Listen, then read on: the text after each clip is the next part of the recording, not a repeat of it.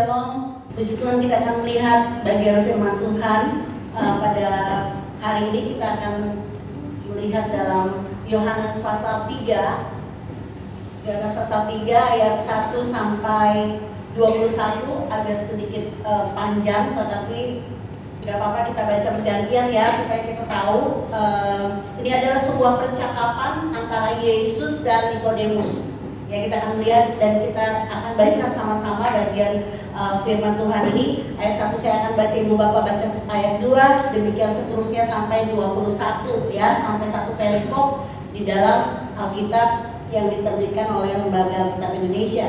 Yang pertama saya baca, Lembaga Alkitab Indonesia memberikan tema di situ percakapan dengan Nikodemus. Ya. Ayat pertama adalah seorang Farisi yang bernama Nikodemus, seorang pemimpin agama Yahudi. Ia datang pada waktu malam kepada Yesus dan berkata, "Rabi, kami tahu bahwa engkau datang sebagai guru yang diutus Allah. Sebab tidak ada seorang pun yang dapat mengadakan tanda-tanda yang engkau adakan itu jika Allah tidak menyertainya." Ayat 3, Yesus menjawab katanya, "Aku berkata kepadamu, sesungguhnya jika seorang tidak dilahirkan kembali, dia tidak dapat melihat kerajaan Allah." Kata Nikodemus kepadanya, "Bagaimanakah mungkin seorang dilahirkan kalau ia sudah tua? Dapatkah ia masuk kembali ke dalam rahim ibunya dan dilahirkan lagi?" Ayat 5 jawab Yesus, "Aku berkata kepadamu, sesungguhnya jika seorang tidak dilahirkan dari air dan roh, ia tidak dapat masuk dalam kerajaan Allah. Apa yang dilahirkan dari daging adalah daging, dan apa yang dilahirkan dari roh adalah roh." Ayat 7, "Janganlah kamu heran karena aku berkata kepadamu, kamu harus dilahirkan kembali. Angin bertiup kemana dia mau dan engkau mendengar bunyinya, tetapi engkau tidak tahu dari mana ia datang atau kemana ia pergi. Demikianlah halnya dengan tiap-tiap orang yang lahir dari roh." Nikodemus menjawab katanya, "Bagaimanakah mungkin hal itu terjadi?" Jawab Yesus, "Engkau adalah pengajar Israel dan engkau tidak mengerti hal-hal itu." Ayat 11, "Aku berkata kepadamu, sesungguhnya kami berkata-kata tentang apa yang kami ketahui dan kami bersaksi tentang apa yang kami lihat, tapi kamu tidak menerima kesaksian kami. Kamu tidak percaya waktu aku berkata-kata dengan kamu tentang hal duniawi. Bagaimana kamu akan percaya kalau aku berkata-kata dengan kamu tentang hal seperti ini?" Ayat 13, "Tidak ada seorang pun yang telah naik ke sorga selain daripada dia yang telah turun dari sorga, yaitu anak manusia. Dan sama seperti Musa meninggikan ular daripada gurun, demikian juga anak manusia harus ditinggikan." Ayat 15, "Supaya setiap orang percaya kepadanya," ulang, "supaya setiap orang yang percaya kepadanya beroleh hidup yang kekal." Karena begitu besar kasih Allah akan dunia ini, sehingga ia telah mengaruniakan anaknya yang tunggal, supaya setiap orang yang percaya kepadanya tidak binasa, melainkan beroleh hidup yang kekal. Ayat 17, "Sebab Allah mengutus anaknya ke dalam dunia bukan untuk menghakimi dunia, melainkan untuk menyelamatkannya oleh dia. Barang siapa percaya kepadanya, ia tidak akan dihukum. Barang siapa tidak percaya, ia telah berada di bawah hukuman, sebab ia tidak percaya dalam nama anak tunggal Allah." Ayat 19, "Dan inilah hukuman itu. Terang telah datang ke dalam dunia, tapi manusia lebih menyukai kegelapan daripada terang, sebab perbuatan-perbuatan mereka jahat. Sebab barang siapa berbuat jahat, membenci terang dan tidak datang kepada terang itu, supaya perbuatan-perbuatannya yang jahat itu tidak nampak." Ayat 21, "Tapi barang siapa melakukan yang benar, ia datang kepada terang supaya menjadi nyata bahwa perbuatan-perbuatannya dilakukan dalam Allah." Puji Tuhan. Saudara, demikian jauh pembacaan firman Tuhan. Ini adalah percakapan Yesus dan Nikodemus. Sudah dijelaskan di ayat-ayat yang kita sudah baca tadi, siapa Nikodemus itu? Ya, Nikodemus adalah seorang pemimpin agama Yahudi di ayat 1. Ya, dia pemimpin agama Yahudi. Dia mengetahui segala sesuatu tentang apa yang ada di dalam Taurat Musa. Pada 2 minggu lalu saya memberikan sedikit gambaran tentang pelayanan Petrus dan Paulus. Pelayanan Petrus adalah kepada orang-orang khusus, kepada umat pilihan Allah, yaitu orang-orang Yahudi. Pelayanan Paulus adalah untuk orang-orang yang ada di luar. Kepada satu pohon, di satu pohon ada ranting-ranting. Di ranting-ranting itu ada satu ranting atau ada ranting yang dicangkokkan kepada pohon yang ini, pohon utama. Ranting-ranting di pohon utama itu adalah umat pilihan Allah. Ada ranting yang dicangkokkan di situ, itu adalah umat pilihan Allah. Khususnya di sini kalau kita bicara adalah orang Yahudi. Itu lahir dari pohon. Sementara ada ranting yang dicangkokkan kepada pokok itu adalah orang-orang atau bangsa di luar umat pilihan Allah, termasuk bangsa kita Indonesia, termasuk semua yang ada di Asia, termasuk yang ada di Afrika, termasuk yang ada di Amerika, termasuk yang ada di Eropa. Itu ranting yang dicangkokkan. Ranting yang utama adalah orang-orang Yahudi. Petrus dipanggil untuk melayani orang-orang Yahudi. Paulus dipanggil untuk melayani di seluruh Asia, Yunani, di luar dari orang-orang Yahudi. Nikodemus adalah pemimpin agama Yahudi, pemimpin. Dia di dalam sampai sekarang hukum Taurat atau Taurat Musa, saya tidak katakan hanya hukum Taurat saja, karena ini bukan cuma bicara 10 perintah Tuhan dalam hukum, tapi Taurat Musa itu yang diterapkan oleh orang-orang Yahudi. Orang-orang Yahudi bukan saja yang ada di Israel. Di Israel itu ada berbagai macam suku.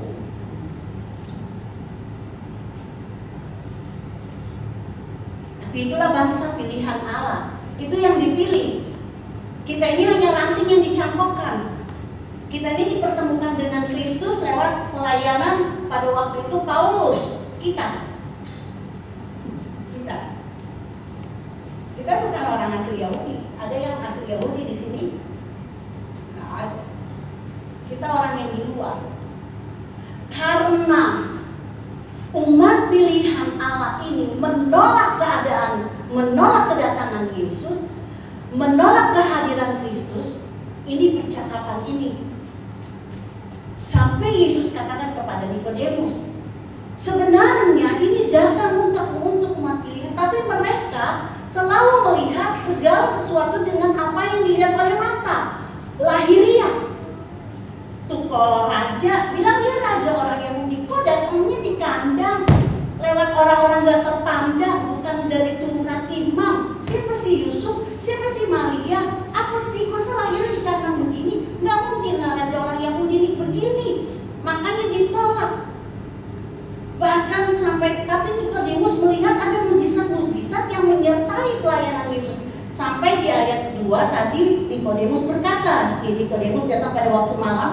Dia datangnya malam-malam. Kenapa datangnya malam-malam? Kalau saudara suka dengar firman hamba Tuhan menyampaikan firman Tuhan tentang hal ini, kenapa sih dia datangnya malam? Dia malu kalau siang. Kenapa malu? Masa pemimpin agama Yahudi datang kepada orang ini apa, nggak tahu di mana nih statusnya apa, nggak ngerti. Tetapi dia sudah melihat ada mujizat-mujizat yang terjadi dan menyertai pelayanan Yesus. Dia datang tengah malam supaya teman-temannya yang ada di sana di bait suci yang kudus yang wow itu tuh nggak melihat sama dia datang kepada Yesus gitu, supaya ngumpet sembunyi-sembunyi itu datang. Dia penasaran, dia nggak berani datang siang. Entah diolok-olok, kenapa kamu datang ke situ? Kamu kan pemimpin agama Yahudi, kenapa kamu datang? Nanti orang-orang mau bilang apa tentang saya? Tapi dia datang, makanya dia datang malam-malam. Dia mempertanyakan tentang hal-hal yang telah dia lihat.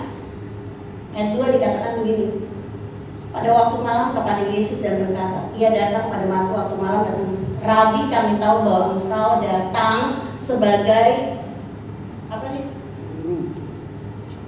sebagai ini pintar banget ini Nikodemus pemimpin.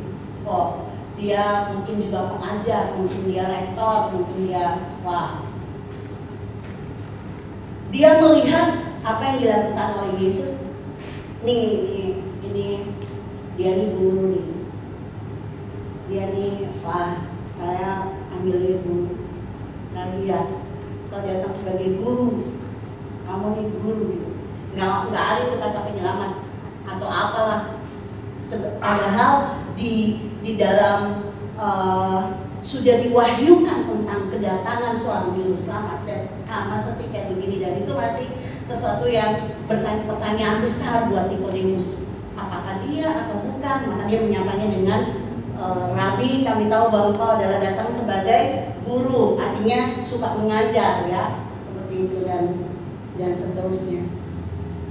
Sebab tidak ada seorang pun yang dapat mengadakan tanda-tanda yang kau adakan itu jika Allah tidak menyertainya. Jadi dia sudah melihat itu. Lalu Yesus menjawab katanya, aku berkata kepadamu sesungguhnya jika seorang tidak dilahirkan kembali, ia tidak dapat melihat kerajaan Allah. Kerajaan Allah yang tidak dapat dilihat di dalam mata lahiriah. Karena bagi mereka kalau raja orang Yahudi itu harusnya sebagai keturunan raja lahirnya ini duduknya di kerajaan gitu. Tetapi Yesus memberitahukan kepada Nikodemus bahwa ada satu kerajaan yang tidak dilihat oleh mata, tidak bisa dilihat oleh mata jasmani. Ada satu kerajaan, yaitu kerajaan Allah. Dia tidak bisa melihat kerajaan Allah itu kalau hanya dengan mata lahiriah. Oleh sebab itu dia harus dilahirkan kembali. Bagaimana mungkin, kata Nikodemus, seorang dilahirkan kalau dia sudah tua, dapatkah dia masuk kembali ke dalam rahim ibunya dan dilahirkan lagi? Kita baca terus ya. Saya tidak akan banyak bicara soal kelahiran kembali dan bagaimana dan hal seterusnya, karena saya akan lebih fokus di ayat 16 dan seterusnya, ya. Jadi saya mau lewat ini karena ini agak panjang kalau kita ngobrol tentang ini atau kita bercakap atau kita merenungkan tentang ayat-ayat ini. Saya teruskan saja sampai di ayat ke-16. Jawab Yesus aku berkata kepadamu sesungguhnya jika seorang tidak dilahirkan dari air dan roh, ia tidak dapat masuk dalam kerajaan Allah.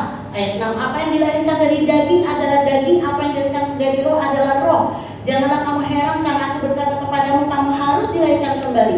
Air bertiup kemana dia mau dan engkau mendengar bunyinya, tapi engkau tidak tahu dari mana dia datang dan kemana dia pergi. Demikianlah halnya dengan tiap-tiap orang yang lahir dari roh. Nikodemus menjawab kepadanya, bagaimanakah mungkin hal itu terjadi? Jawab Yesus, engkau adalah pengajar Israel dan engkau tidak mengerti hal-hal itu. Yesus bertanya kepada Nikodemus, aku berkata kepadamu sesungguhnya kami berkata-kata tentang apa yang kami ketahui dan kami bersaksi tentang apa yang kami lihat, tapi kamu tidak menerima kesaksian kamu. Kamu tidak percaya waktu aku berkata-kata dengan kamu tentang hal-hal duniawi. Bagaimana kamu akan percaya kalau aku berkata dengan kamu tentang hal-hal surgawi? Tidak ada seorang pun yang telah naik ke surga selain daripada dia yang telah turun dari surga, yaitu Anak Manusia. Dan sama seperti Musa meninggikan bulan di padang gurun, demikian juga Anak Manusia harus ditinggikan. Ayat 15, supaya setiap orang yang percaya kepadanya beroleh hidup yang kekal. Dan ini ayat 16 adalah ayat inti dari keseluruhan, ya. Karena begitu besar kasih Allah akan dunia ini sehingga dia telah mengaruniakan anaknya yang tunggal, supaya setiap orang yang percaya kepadanya tidak binasa, melainkan beroleh hidup yang kekal. Ayat 17, sebab Allah mengutus anaknya ke dalam dunia bukan untuk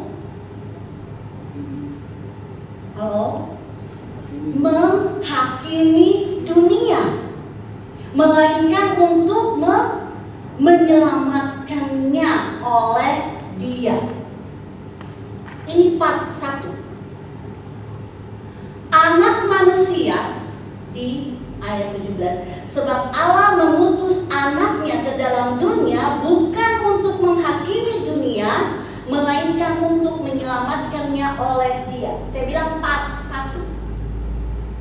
Part part 1 adalah karena begitu besar kasih Allah akan dunia ini sehingga dia mengaruniakan anaknya yang tunggal, supaya siapa yang percaya kepadanya tidak binasa melainkan beroleh hidup yang kekal. Karena anak manusia datang ke dunia ini bukan untuk menghakimi dunia, tetapi untuk menyelamatkan. Part 1 saya bilang. Setelah penyaliban, kemudian Yesus bangkit di hari yang ketiga dan kemudian terus berjalan dan dia naik ke surga. Ketika dia naik ke surga ada part 2. Dan semua agama, saya nggak tahu agama yang lain, tetapi saudara-saudara kita umat muslim tahu tentang hal ini, bahwa seperti yang kita ketahui, dia akan datang menjadi hakim. Part 2. Ketika dia datang lagi, di sanalah dia jadi hakim. Di part 1, dia datang bukan untuk menjadi hakim, tetapi untuk menyelamatkan. Di kedatangannya yang kedua, kita tahu dan saudara-saudara kita juga tahu tentang hal ini. Isa Al-Masih akan datang menjadi hakim.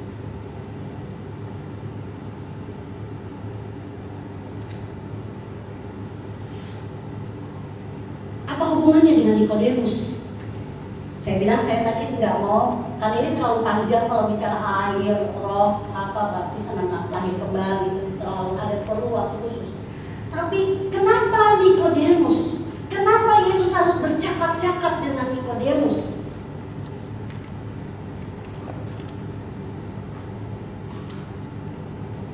Di dalam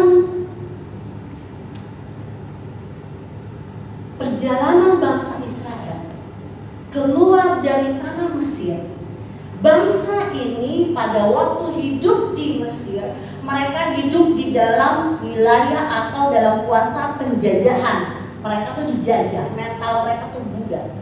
Ada aturan ini, pak. Maka Allah berkata, kasih keluar mereka. Kalau kita lihat Pak Ketua BPD bilang ada ayat yang bilang saja sama Firaun bahwa mereka akan mengadakan perayaan ibadah di padang gurun. Mereka akan beribadah di sana. Bilang mau beribadah.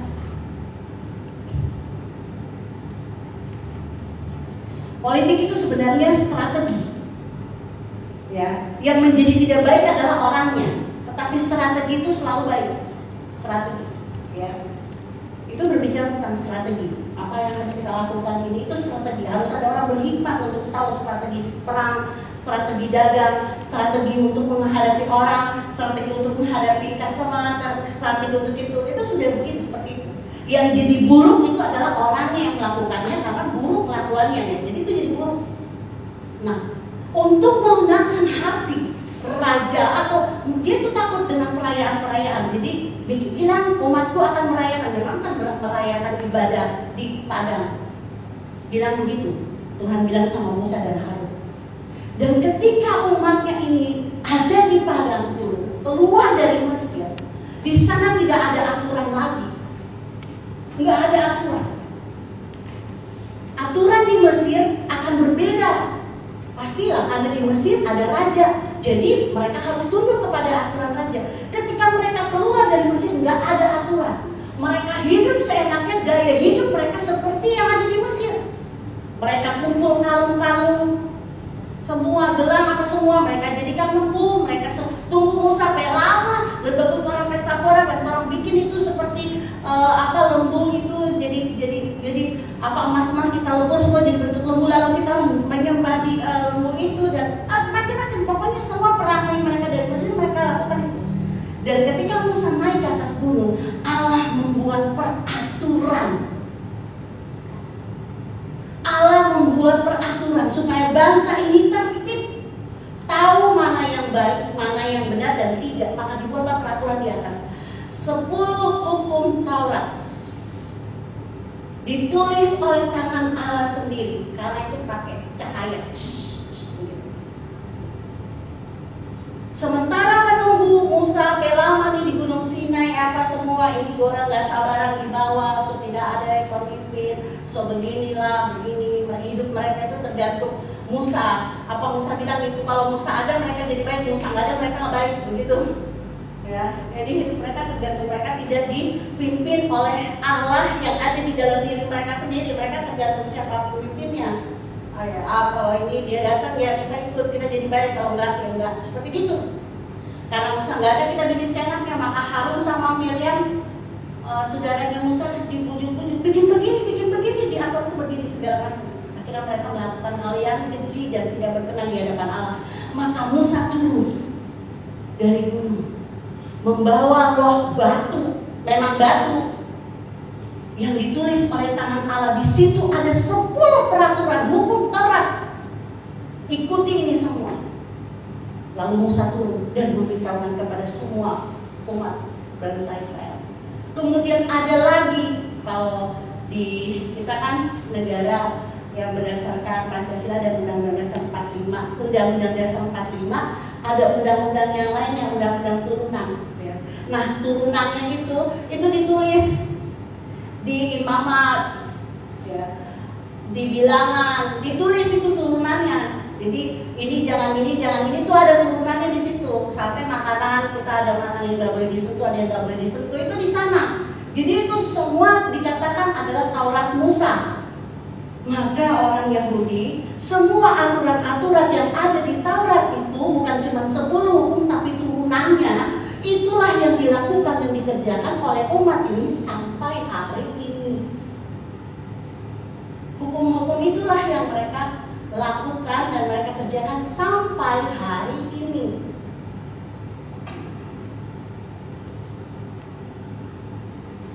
Hukum itu sifatnya mengikat. Hukum itu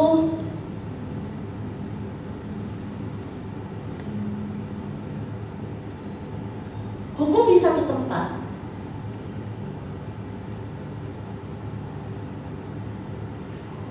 ketika dia pindah ke tempat yang lain dan tempat lain itu tidak ada hukum dan tidak mengetahui tentang hukum, maka itu tidak berlaku kepada orang di tempat lain.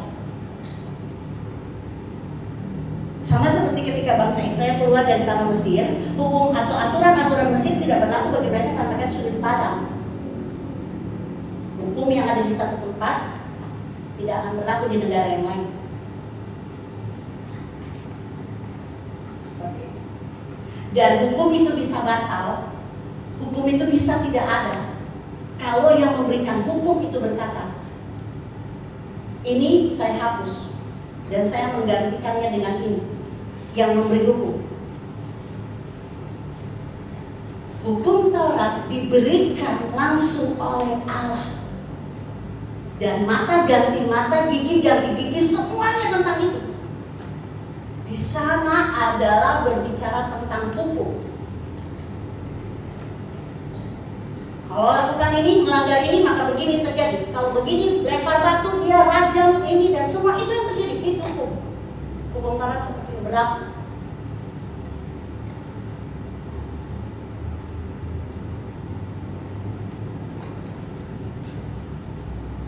Supaya manusia mengerti aturan. Pada waktu itu tujuannya itu supaya tahu ini ada aturan loh. Harus tertib, jangan sama mentalnya seperti begini, harus tahu disiplin, tahu begini. Seperti itu. Maka itulah yang berlaku, itulah yang terjadi. Kalau ini salah. Dan seperti yang Allah katakan kepada Adam dan Hawa, ada waktu seperti yang Allah sampaikan kepada Musa, kepada Abraham, kepada Nuh dan semua nabi-nabinya di zaman perjanjian lama, akan ada waktu dan akan datang seorang yang akan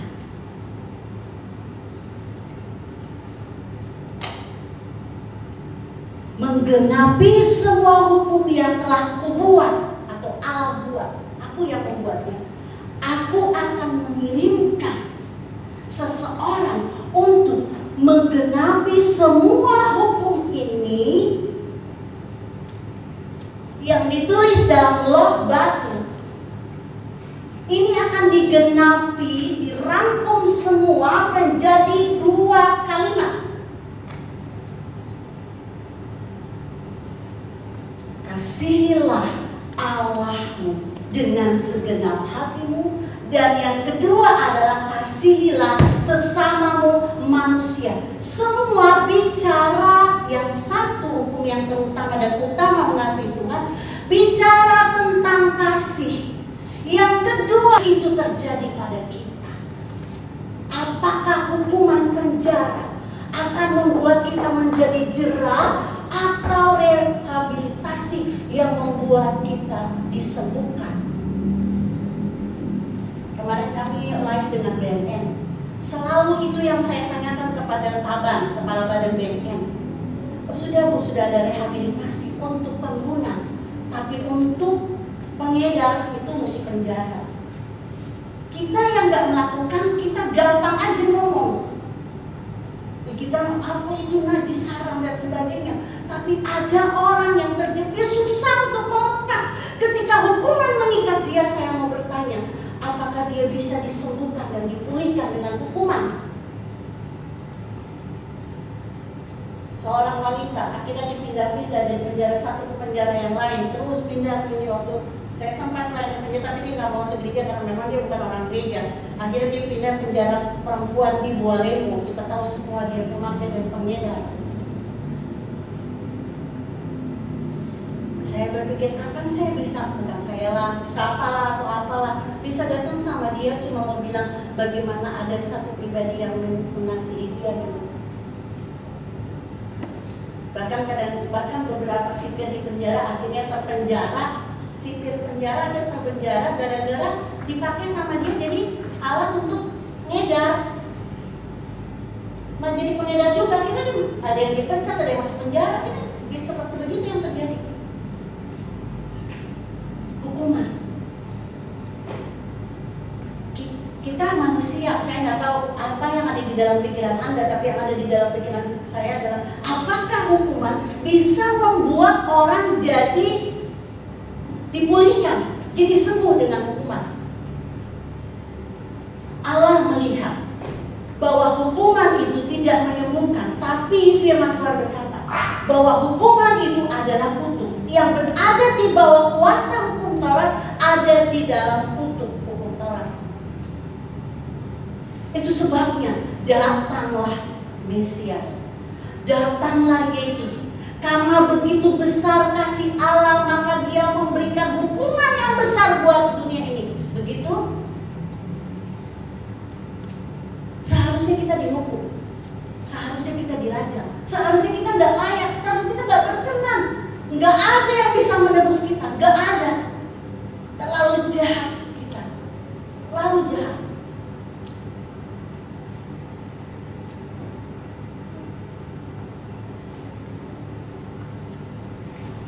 Karena begitu besar kasih Allah akan dunia ini, kata hukum diganti dengan kata kasih. Karena kasih itu memulihkan, tapi hukuman itu memenjarakan, membuat orang tidak bebas, membuat orang tidak akan merasakan sentuhan. Sehingga Dia telah mengaruniakan anaknya yang tunggal, supaya setiap orang yang percaya kepadanya tidak binasa, melainkan beroleh hidup yang kekal.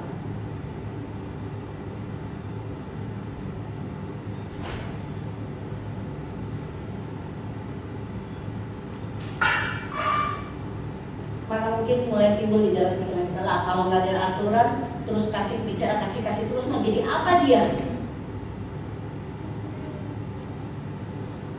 Gak ada aturan, gak ada peraturan, anak-anak gak ada disiplin, cuma hidup dalam kasih. Juga ada perbedaan orang tua yang mendidik anak dengan ini dengan yang itu. Saya gak bisa menjabarkannya kayak bagaimana, karena ada perlu teguran, ada perlu nasihat, ada perlu didikan. Itu perlu dan itu penting.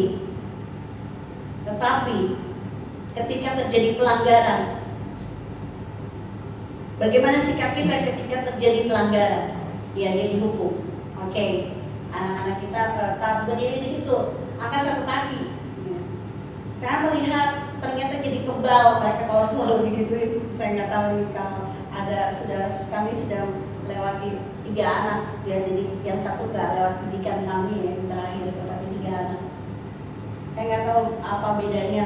Saudara bisa bedakan bagaimana yang tumbuh dengan aturan yang tidak terlalu ketat tapi dipenuhi dengan kasih, dengan saya nggak tahu, sulit saya untuk membedakan itu karena kita ya sendiri yang tahu bahwa ini yang benar, ini yang salah, karena kebenaran yang ada sama saya belum tentu kebenaran itu ada sama Anda, tapi kebenaran yang hakiki ada sama Tuhan pastinya tentang mendidik anak.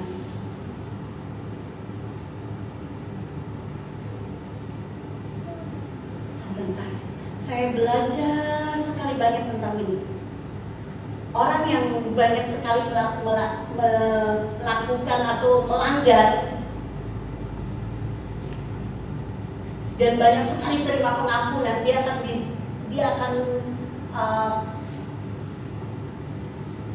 bilang ketika tentang kasih itu udah ini ke dalam dasarnya dia. Tidak seperti orang yang nggak terlalu banyak pelanggaran. Asal dia menyadari apa yang pelanggaran yang dilakukan. Nikodemus dan semua pengikut masih ada di bawah hukum Taurat atau Taurat Musa sampai hari ini. Mereka menyaksikan, mereka melihat bahkan Kristus disalibkan, tapi hati mereka membatu sampai hari ini. Saya belum pernah ke Yerusalem, belum pernah. Cuman kalau orang bilang, coba tanya sama guide-nya, kalau orang itu orang Yahudi, kalau tanya tentang Yesus, dia kasih tahu ini tempat lahir Yesus, ini tempat ini, terus tanya sama kamu ada Yesus. Ada juga yang sudah percaya, ada juga yang belum. Nanti dia akan bilang katanya saudara-saudara saya sih, dia akan bilang, kan yang percaya Yesus kamu, kita kan cuma nganter. Sampai hari ini kita cuma nganter. Yang tahu yang Yesus kan kamu, tapi dia sebagai Mesias, apalagi Raja, itu mau pilihan. Hukum itu mengikat mereka, semua hal lahiriah yang mereka lihat. Makanya Yesus bilang, kamu harus dilahirkan kembali, kamu harus lahir kembali menjadi manusia baru supaya kamu dibentuk. Itu, tapi enggak situ saya terlalu lama nanti kita. Tapi ini bicara tentang kenapa dia datang untuk menggenapi semua hukum-hukum itu dan melunasinya di kayu salib dan menggantikannya dengan kasih karunia. Enak banget hidup dengan kasih karunia, nggak ada hukuman-hukuman. Nanti saudara, kalau dia datang kali yang kedua, baru dia jadi hakim. Bukan kita, dia. Halo, adakah di sini di dalam setiap ayat firman Tuhan berkata bahwa kita akan menjadi hakim? Ketika Taurat itu ada di dalam setiap kita, maka kita jadi hakim. Halo, saya begitu sampai hari ini, dan beberapa hari saya sadar dengan itu. Saya terdidik lahir besar dengan hukum ini. Kalau nggak masuk hari ini, harus menguduskan yang ini, harus begitu. Kalau nggak kamu kafir, kalau nggak kamu murtad, kalau nggak kamu begini, kalau nggak kamu begitu. Saya terkubung dengan itu. Tetapi ketika saya melihat Yesus dengan pemulihan yang luar biasa, luar biasa. Bagaimana cintanya itu luar biasa, karena dia datang untuk menyelamatkan. Puji Tuhan, Ibu Gembala bilang, kita yang kecil sudah dari sejak awal kita terbentuk di tempat ini, kita harus bisa menerima semua kelemahan dan kekurangan orang lain. Dan saya belajar banyak sekali tentang itu. Dan saya bertobat dengan hal-hal itu. Karena apa yang saya bilang di sini ini juga tertransfer sama orang-orang yang ini. Maka kita semua jadi hakim yang adil dan benar. Kita mulai tunjuk ini dan itu kepada orang lain dan kita tidak melihat diri kita sendiri. Serahkan semuanya kepada Allah. Kita hanya bisa bicara, tetapi kita bukan yang ada di pengadilan sana. Kita selalu melakukan perjamuan, tapi kita tidak mengerti arti daripada pengorbanan Kristus bagi kita. Kita selalu jago sekali bicara tentang kasih. Kita jago tetapi mempraktekannya, kita sama seperti orang Farisi dan ahli Taurat.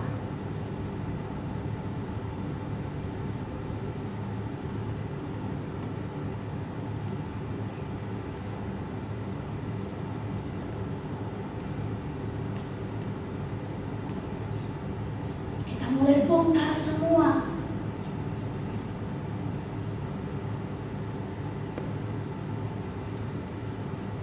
Sementara Yesus, dia tidak kumpul dengan semua orang benar di dalam bait suci, tetapi dia ada di luar dan dia merangkul semua orang yang berdosa di luar sana. Ketika dia ketemu dengan Sakeus, Sakeus ada di atas pohon, pemungut cukai. Oh, pemungut cukai, tolong yang kerja di pajak jangan masuk di sini gitu kan? Enggak begitu. Ini orang kerja di kantor pajak, tukang majak, kekayaannya kaya banget, cuma dari hasil apa? Majak. Cuma hasil malak nih dia. Apa yang Yesus katakan kepada Sakeus? Sakeus, gak tahu namanya, oh ada. Sorry, saya pikir tidak direkam. Turun dari pohon. Lalu dia bilang gini, kamu tahu nggak? Kamu sudah begini. Itu salah tahu. Kamu nggak boleh masuk ke dalam bait suci. Kamu tuh salah. Ada anak sekolah minggu di sini atau apa yang Yesus lakukan terhadap Sakeus? Jadi pernah dengar cerita tentang Sakeus gak? Belum. Oh, belum pernah. Ya. Sakeus itu naik ke atas pohon. Waktu Yesus jalan, dia pernah dengar tentang Yesus baru. Bagaimana caranya untuk lihat Yesus ya? Dia sudah bikin mujizat apa semua karena dia yang lain lebih tinggi, dia kecil. Baru bagaimana caranya lihat? Dia naik ke atas pohon supaya dia bisa lihat Yesus dari atas. Oh, ini Yesus pas tepat di bawah. Yesus lewat di bawah pohon, Yesus langsung ke atas. Sakeus, turun. Coba saya periksa keuangannya kamu. Saya periksa semua kekayaan kamu tuh, sekian persen kekayaanmu tuh datangnya dari malakin orang kamu tuh. Yesus bilang, nggak bilang gitu Jody. Enggak. Sakeus turun. Aku akan makan di rumahmu, hai penjahat. Aku akan makan bersama-sama dengan keluargamu, hai penjahat. Yuk ke rumah kamu, yuk makan, yuk kita makan bareng-bareng, yuk hai penjahat. Oh, Yesus langsung panggil semua orang yang ada di kantor polisi. Tangkap dia nih penjahat. Saya tahu, dia nggak bilang saya tahu semua harta itu dari mana. Yesus nggak bikin begitu, Jody. Aku mau makan sama-sama dengan penjahat. Orang yang ada di rumah di bait suci, termasuk mungkin Nikodemus bilang, dia nggak tahu dia jalan sama siapa. Apa dia nggak tahu dia ini siapa? Mau makan lagi pada di rumah. Ini sejarah loh, bukan tante media ada karang-karang. Ini sejarah. Ini terjadi. Namanya Sakeus, pemungut cukai. Maka Yesus makan bareng-bareng sama dia. Orang berdosa ini Yesus ajak makan. Saya mau pergi pak kamu ke rumah yang penuh dengan kenajisan itu loh. Aku pergi ke situ. Aku tidak bilang apa dosamu, tapi aku mau makan bersama-sama dengan engkau. Halo, apa makna salib? Apa makna pengorbanan Kristus? Dia tidak bicara soal hukuman, dia bicara soal cinta, tentang kasih yang besar. Maka dia duduk makan sama Sakeus. Dia tidak bilang semua pelanggaran Sakeus. Dia tidak mempermalukan sujud di muka orang. Tetapi Zakheus, ketika Yesus datang ke rumahnya, ketika Yesus duduk makan dengan dia, maka Zakheus sendiri berkata, setengah dari kekayaan akan kuberikan kepada orang-orang miskin. Apa yang telah aku lakukan? Tanpa Yesus berkata tentang kesalahannya, kehadiran Yesus menyentuh Zakheus, mengubah kehidupannya. Makna ini sangat besar, sangat besar.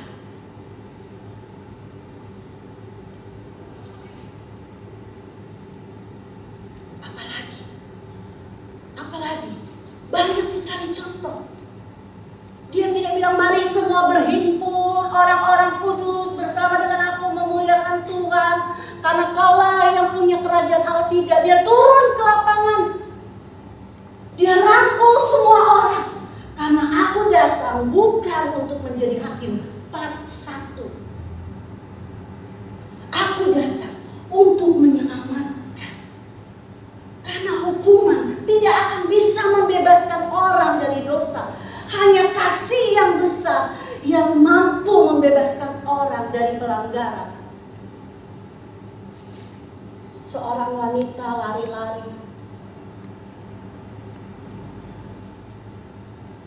dikejar-kejar sama semua ahli Taurat, orang Farisi, Saduki dan apa semua.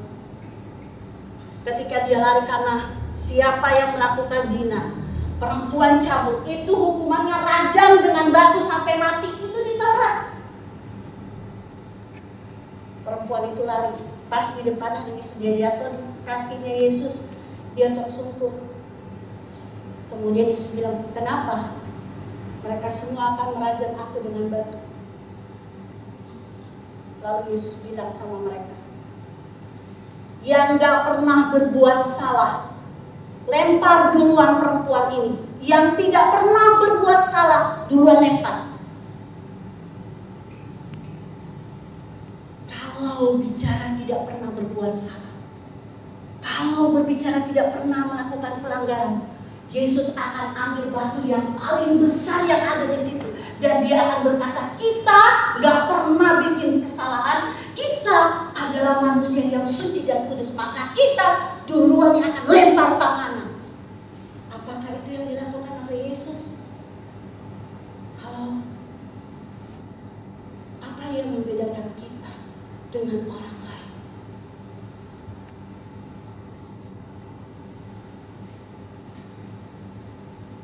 Maka semua orang-orang itu, ahli Taurat semua, Yesus cuma tunduk, dia tulis-tulis di tanah, dia gak lihat orang kemana, dia cuma nulis-nulis begini. Saya pikir dia cari batu yang paling kecil dong, supaya melempar kamari sama-sama melempar kan, maksudnya kan dia yang paling najis tuh, dia paling hina kan. Jadi mungkin Yesus cari batu kecil ada nggak? Oh enggak, dia nggak cari batu kecil, dia cuma batu tulis. Habis itu dia dengar sunyi, di mana ini orang-orang? Dia tanya sama perempuan, mana orang-orang yang akan melempar kamu dengan batu? Mereka sudah pergi. Oh, oke, saya yang paling gak salah, dan berarti mereka semua salah ya. Mereka melakukan, saya gak pernah, saya orang dari surga loh, saya gak pernah, maka saya akan lempar kamu. Tidak. Apa yang Yesus katakan? Pergilah dan jangan berbuat dosa lagi.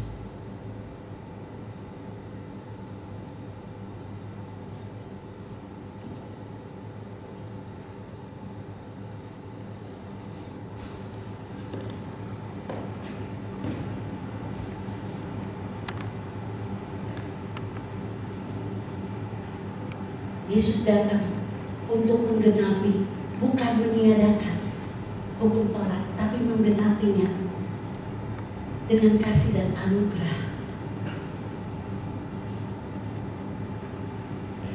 Maka semua hukum yang banyak itu dirangkum dari jadi 2 kalimat, yaitu kasihilah Allah dengan segenap hatimu. Maka ketika kita mengasihi Allah, maka kita akan menuruti semua apa yang diperintahkannya, karena kita mengasihi Dia. Aku akan melakukan semua yang menyenangkan hatimu karena aku mengasihi engkau. bukan karena aku takut kepada hukuman yang akan berlaku dalam hidupku, tetapi aku melakukan ini karena aku mencintaimu Yesus.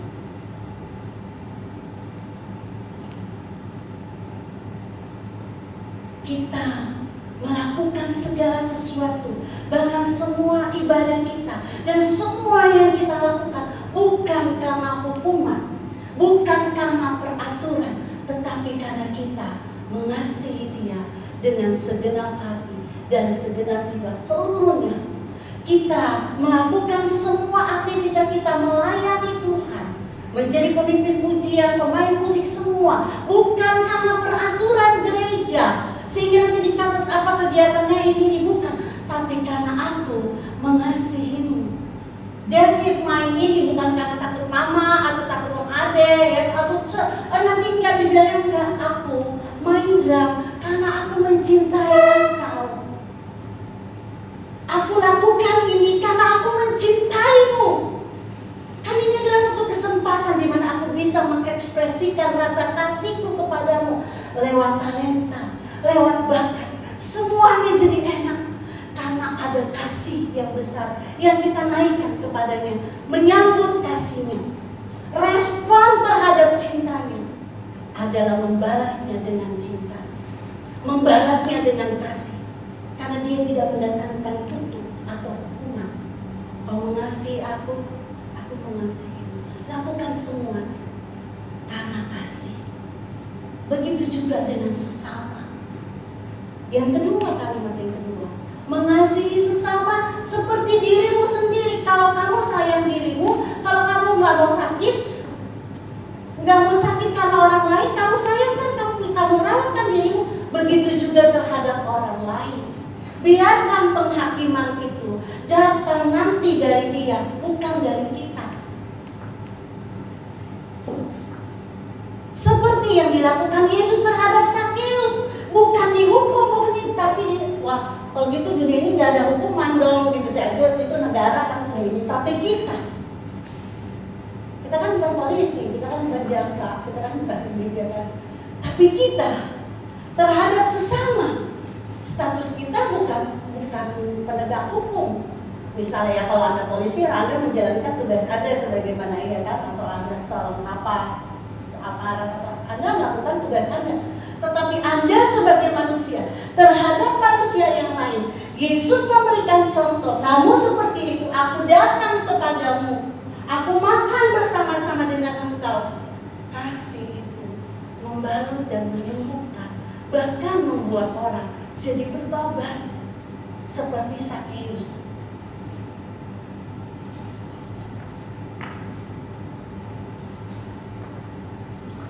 Saya mengakhiri khotbah ini dengan saya melihat sebuah film India. Seorang anak kecil, dia sakitnya apa itu, saya nggak lupa namanya. Tapi dia tidak punya kemampuan bicara yang baik. Di sekolah tuh nakal minta ampun. Jadi dia sering dihukum karena dia ganggu begitu, seperti itu. Seperti itu dia kelakuan. Kemudian akhirnya anak kakaknya tuh juara terus, juara satu kakaknya, juara satu tuh. Jadi papanya puji-puji kakaknya terus, sementara adiknya, kamu tidak seperti kakak kamu nih begini dan lain sebagainya. Kamu nih begini dan apa semua. Itu lihat kakak kamu tuh selalu bilang juara terus, ini kamu bagaimana sih? Jadi ternyata nggak ngerti kondisi anak ini. Anak ini juga, memang saya pikir anak juga ya, dia bilang pada kita, papa kok bikinin surat, bilang dia absen, suruh bikin. Jadi kakaknya suruh bohong, bilang dia nggak masuk sekolah gara-gara. Anak ini bayangkan, dia masih kecil. Akhirnya anak ini dipindahkan di satu asrama, dan keras sekali asrama itu. Dan semua guru marah sama dia. Dan tiba ada satu guru, saya suka sekali kan ada yang punya itunya namanya Amir Khan ya. Saya suka dia film. Gurunya Amir Khan ya. Dan dia ketika disuruh ada lomba melukis, pokoknya ini ternyata anak ini beda. Dan ketika melukis, anak ini jadi juara. Gurunya ini menggambar muka anak itu, dan anak itu menggambar pemandangan. Tapi ada satu hal yang saya ambil dari hal itu, dari film. Papanya bilang, kurang apa perhatian saya? Saya sudah ada, istri saya sudah searching di Google, ternyata anak saya itu menderita penyakit di apa sih namanya? Nanti lah saya nggak tertahu di situ. Jadi ada kesulitan dalam berbicara, tapi dia punya kecerdasan yang luar biasa. Jadi ngomongin seperti agak sulit. Saya ini cucu saya yang kedua ya, agak lama memang ngomongnya ya, tapi dia bukan begitu. Tapi dia punya kecerdasan yang luar biasa. Papanya begini, kurang apa sih perhatian saya sama anak itu? Wah, saya sudah berikan ini semua, pokoknya saya mau perhatikan dong. Tapi orang itu bilang begini, guru itu bilang begini, pernahkah kamu bertanya atau berkata kepada anak, nah, aku mencintaimu. Jika ada yang membuatmu takut, datanglah padaku. Bagaimana jika engkau terjatuh? Jangan khawatir, aku ada untukmu.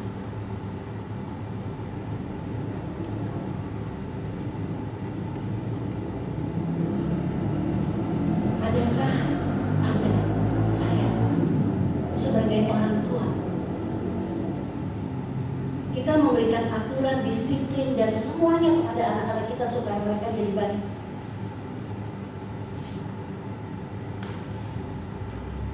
Pernahkah kita tahu tentang sesuatu, atau bisakah kita menerima mereka apa adanya?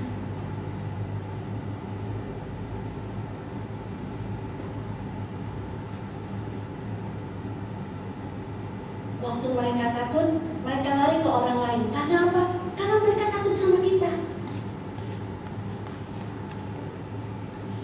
Apalagi waktu mereka jatuh, mereka akan sembunyi.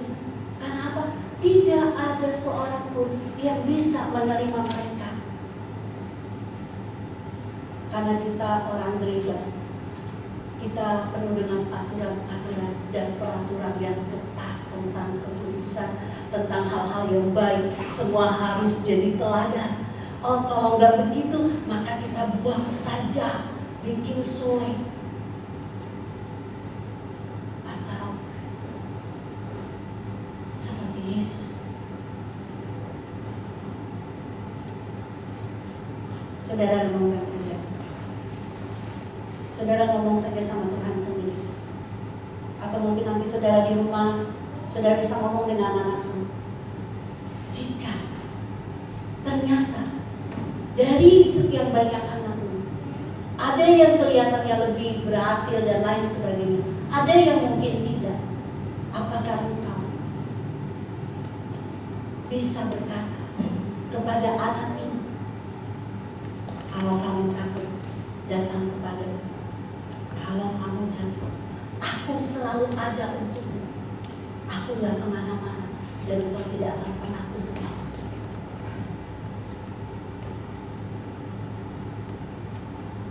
Beberapa hari lalu saya ngomong sama Stefan, dan obrolan kita tuh menguatkan saya tentang hal itu.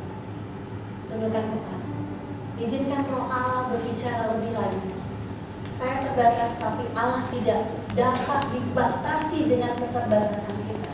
Saya penuh dengan kelemahan dan kekurangan. Kalau sudah lihat segala sesuatu yang tidak ada yang bisa dibanggakan dalam kehidupan kita. Persiapkan diri untuk menerima roti dan anggur. Dan apakah kita mengerti dengan jelas tentang pengorbanan Kristus?